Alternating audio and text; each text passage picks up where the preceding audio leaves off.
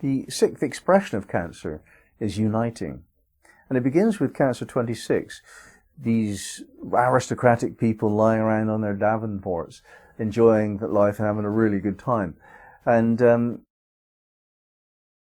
it seems to some people that this is not okay, that we didn't really ought to let certain people have all of the wealth and so on.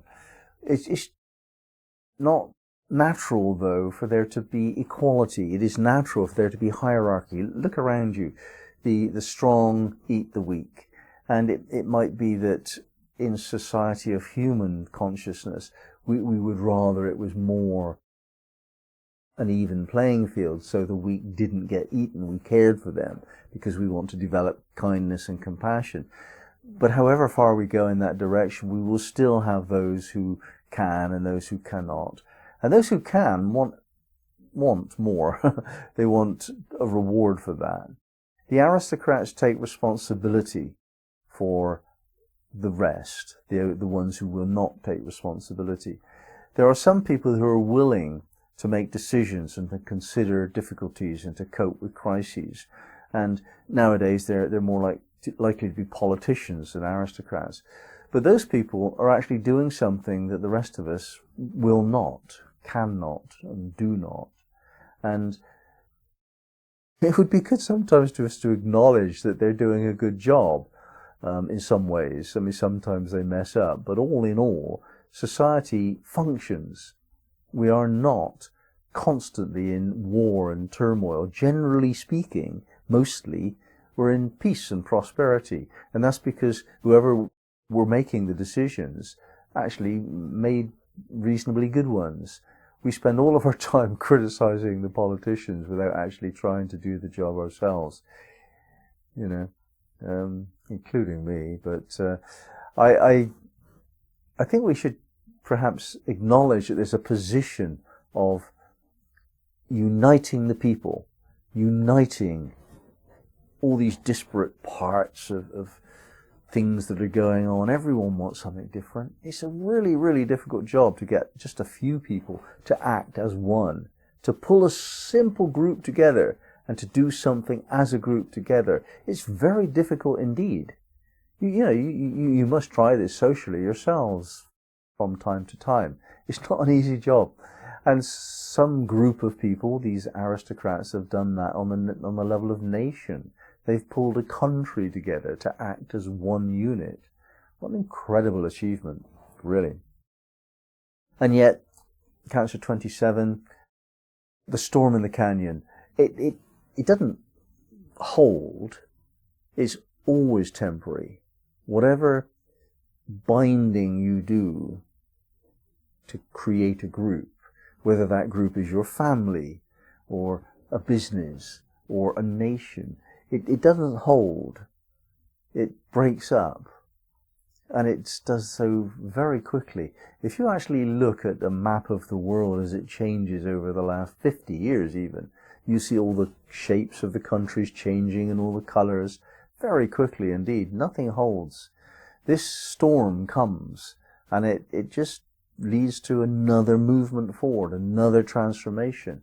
So that's life, we try and stabilize it so that we're not given to experience crises, but we will. There's a crisis every now and again, sometimes severe, and that crisis leads to a transformation which leads to a new way of being in life. Such is life, and we have to actually understand that however much we unite a group of people, natural forces will destroy that. And so we're not really looking for anything that temporary, that limited. We're looking for something more. And in the next image, Pocahontas. Pocahontas was this Indian woman who got to visit the West. She went to England and she tried to kind of bridge the two cultures between the native culture and the civilized culture. And she was the first example. That's why she's famous. But the image here is to try and bridge civilization and its culture with natural living and its culture. And that bridge is awesomely difficult. But this is what needs to be united if we're to find unity. There's a part of us which is natural. We want to be in nature, we want to be simple, live simply, not get too involved in civilization and community and so on. But there's another part of us that wants all the comforts and the securities that goes along with civilization. And we have to reconcile those two parts of our being and unite them. And that's what Pocahontas was trying to do. Which brings us to Cancer 29, that the muse weighing twins. You know, it's not just civilization and natural life which represents a polarity. Everything else has a polarity too. All of it. Whether we're extrovert or introvert, whether we're ambitious or relaxed, whether we're this or that. All of these polarities represent the potential to disrupt the unity of your being. And the essence of unity is found where, in some way, opposites can be reconciled. Now that reconciliation is not stagnant, it's not a stasis, it's not permanent, it doesn't last long, it's a dynamic thing. Now your turn, as a good mother might know, for her children, taking turns. So one at a time, your preferences can be expressed. But if you indulge any one of your preferences to the exclusion of its opposite, at some point the storm in the canyon principle will arise within your beingness, and you'll be disrupted again.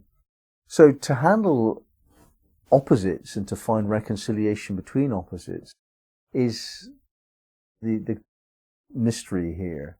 And it's very difficult indeed. In Cancer 30, we come to the daughters of the American Revolution. Now, the American Revolution gave rise to the possibility that American aristocracy could exist. And these daughters of the American Revolution, they tend to be very rich wives who have important social influence, and they create a sense of binding the community. They hold the cultural side of their country together. And they do this by reminding people of that culture, of the tradition from which it came. They hold to traditional values. And the young people tend to rebel against that. They rebel against aristocracy and the trappings of wealth and power. And that's the right thing for the young people to do. Or older people have a different function. Their function is to remember the past and actually see that some of it is good. And you can't throw away all of the past because some of it was good. And this polarity between past and future is, it defines the moment. We're coming from the past into the future, and yet there is only now. And to try and escape the now is not reasonable. We move into nostalgia or fancy. We're in the now, we're here and now. And the daughters of the American Revolution represent the principle of the nowness of what was in the past, as it were. So in the past, they were looking forward to a moment in the future, and that future moment is now. We are the future of the past. So what did we want then that is now? And that principle is actually how you experience the present moment. Whether we can recognize that and realize what we're doing is another question, but we are where we are today because it is the resultant of all the things we did based on our previous visions of the future. We looked to this future that is now. And that somehow unifies all that we've been in the past with all that we are now. That realization that the traditions that we've come from, our previous decisions, our previous experiences, our previous attitudes, all of that those are our traditions. That's built to who we are now. And that must be respected. If it's not, then what are we? Why are we who we are now if it's not a sum total of all that we've respected and wanted to express in the past? It is what we are now, and so we need to give time for that. So this brings us into this sense of unification, the unity of the sixth expression of cancer, where we pull things together. We pull the past and the future and the old and the new and the city and the country and all the different polarities within us have to be taken into account and found to be the same. Unity in a diversity of expressions. And that's what we are. That's all we could ever be. Unity being the source and diversity being creation. It's all that we ever are. And to remember that is to bring us into a profound and subtle wisdom.